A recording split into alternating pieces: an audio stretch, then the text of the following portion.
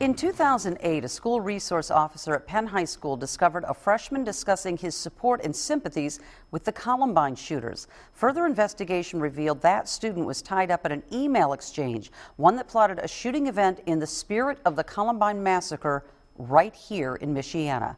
News Center 16's Tricia Hart delved deeper into the case. At the time, very few details surfaced because the perpetrator was a juvenile.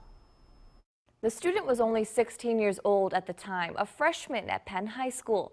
But with his permission, Russell Frantum agreed to release his name for this story.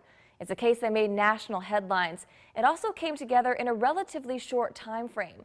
An unrelated threat on a bathroom wall raised a red flag, but it was a school resource officer who discovered another, more serious threat on a MySpace page just days later. Within 48 hours, investigators put together their case from the initial MySpace comment to a full-blown charge of conspiracy to commit murder. It was 2008. The very year MySpace would lose its #1 ranking among social media platforms. But at the time, hundreds of Penn High School students still shared photos and adolescent thoughts on the site. Amid the countless postings, one in particular stood out. Dated 6:03 p.m., April 8, 2008. I wish it would really happen. The person would be a hero, like Eric Harris and Dylan Klebold of Columbine. The author, Russell, a 16-year-old from South Bend.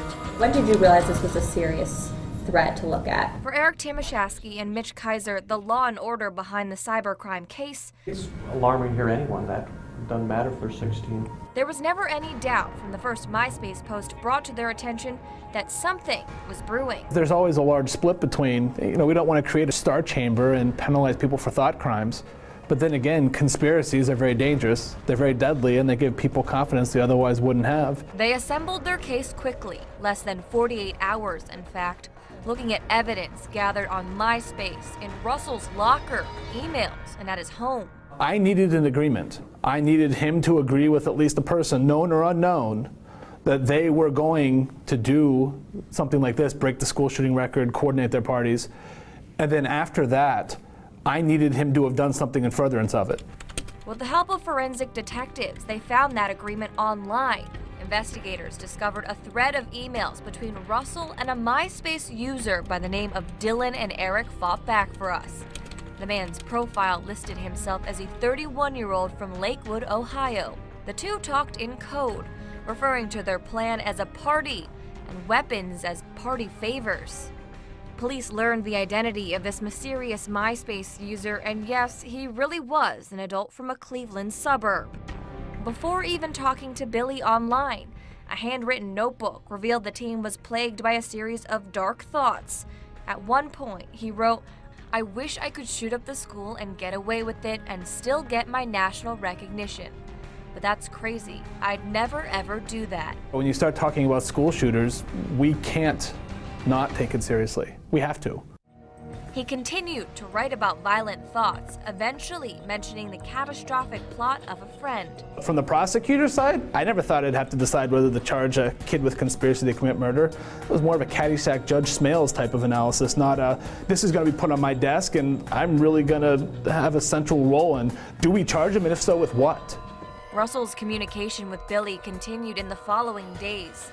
Under the instant messenger screen name Reb and Vodka, a combination of the Columbine shooters' aliases, Russell and Billy continued to talk about their plan.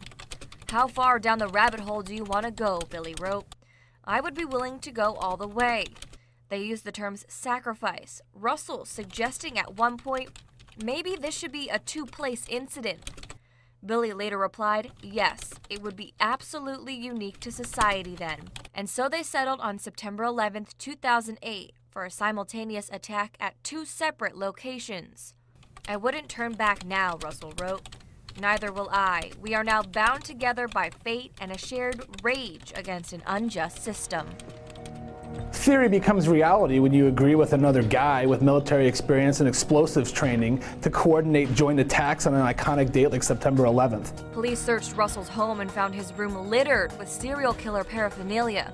A display with an odd assortment of items: Chucky dolls, the crocodile hunter, a face mask, and weapons. They confiscated several illegal snakes, over 100 knives. A search into his computer files was even more telling. His history showed a Google search about how to make a propane bomb, the same explosive that failed to detonate at Columbine. He was basically looking for directions on how to do Columbine in a way that didn't fail. There it was, the furtherance of the agreement the prosecutor was looking for.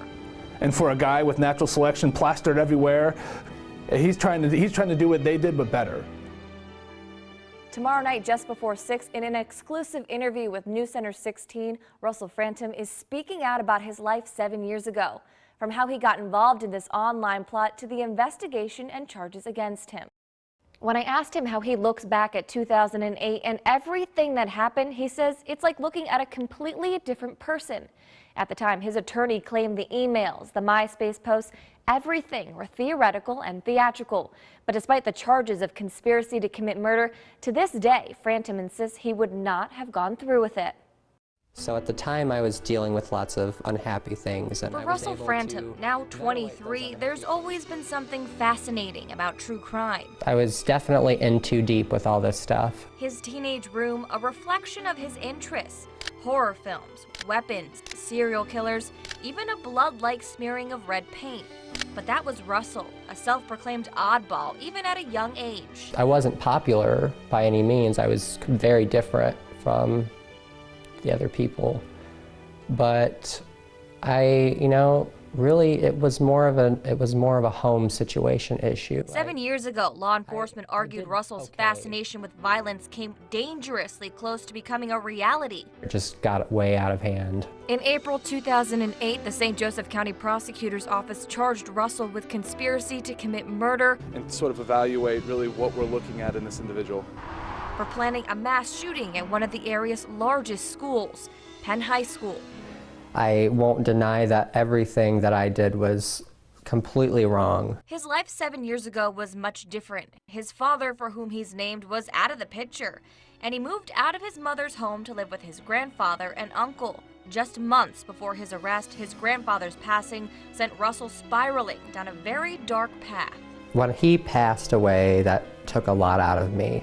I, started to dabble in things that weren't healthy and weren't correct. I didn't have anyone to help me go through that phase. The internet, in all of its anonymity, gave Russell an outlet. He ran a MySpace group full of like-minded members who sympathized with the Columbine shooters. I started talking to someone who I absolutely knew nothing about. It's on that site that Russell engaged in this virtual plot. I don't believe that I ever would have gone through with anything. No. He claims he knew very little about the man later charged as his co-conspirator, Lee Billy from Lakewood, Ohio. But throughout their conversations, the two discussed a very morbid plan.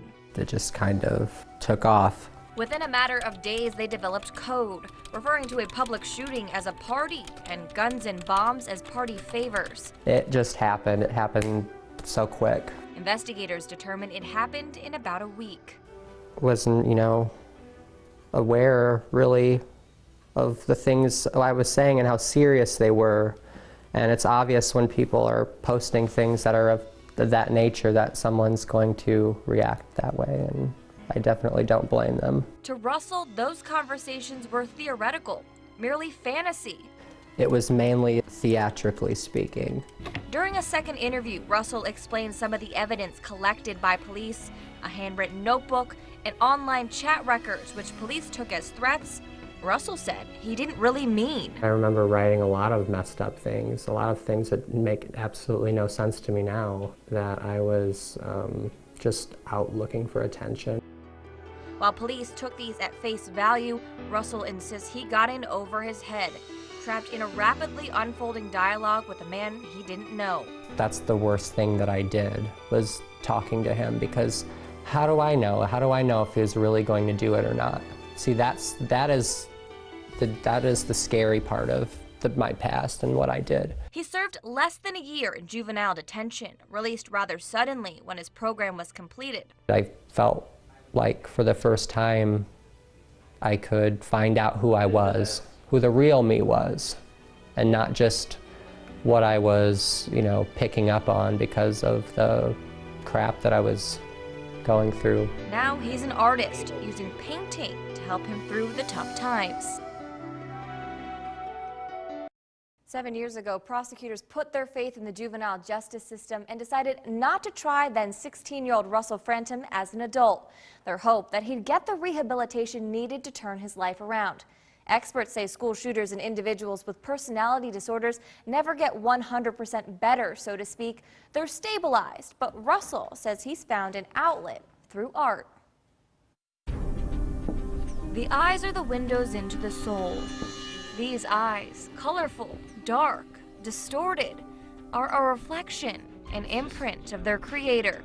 Basically everything that I do is a self-portrait. Behind each brushstroke, a word in Russell Frantum's artistic diary. We were first introduced to Frantum in April. At the time, he stumbled upon a masterpiece at Goodwill. I have a hyacinth color 1972 piece. But what we didn't realize about him was his darker past. At that time, I was dealing with a lot of emotional issues, and I decided that I would start doing art, and I loved the way that it made me feel. His name never released, but his story made national headlines in 2008. The Penn High School freshman who planned a Columbine-like attack and got caught. I won't deny that everything that I did was completely wrong, and I was definitely not in my right mind at the time. He served roughly 9 months in juvenile detention, not angry about his sentence, if anything, reflective. I got better. I started feeling better, and for the first time in my life, I felt free. Using his incarceration to sort out exactly who he was. Discovering deep down he had quite the artistic soul. It's a method of therapy for me, and it keeps me happy for the most part. I don't have to worry about art judging me. If I make a mistake in art, I can fix it easily. If you make mistakes in life, you know, they follow you forever. Sometimes. Each painting he completes in one sitting, afraid that should he leave and come back, his emotional state would be completely different. Emotions are emotions, they're never wrong. It's what we do with them that's the problem. Dr. Erin Leonard is a psychotherapist who specializes in adolescents and children. In her research, she looks at emotional trauma and what makes kids tick. So if you look at all the school shootings in the history of the United States, all of them involve a child who felt rejected on a mass level by society. In these cases, personality disorders and fragile egos drive a need for validation. It's a very distorted sense of reality, and so that's something that's important, you know, for therapists and parents and coaches and teachers to work with too, is to really, in a very empathic, gentle way, you know, steer them back to what is very realistic. Empathy is key. Children who aren't taught or shown empathy, who already have disordered personalities, often turn their fixations on things like violence. And a killer is the most powerful person out there. Everyone's afraid of a killer. Everyone's afraid of a shooter. And so for a child who feels small and weak and helpless and rejected and worthless, and if they do have a personality disorder, what they're going to do is they're going to imitate and emulate someone who is super powerful so they can feel that powerful. So how do you avoid this? Well, there's no one-step fix. It's a process. You know, validating, you know, anger or disappointment or hurt, and then correcting a behavior or disciplining a behavior. You know, that is much more effective than, you know, asking your child to stifle those feelings. But for Frantum, his fascination with crime and weapons went in the wrong direction. There were things that I was looking for as far as ventilation and expressing myself, saying things that I maybe couldn't normally say. I very badly needed someone that could be there and talk to me and listen. Now he thanks art for rehabilitating him. Take a look at his paintings. This 2014 watercolor entitled Guilty of Murder, or this self-portrait Frantum calls I Don't Think I'll Be Around for Much Longer.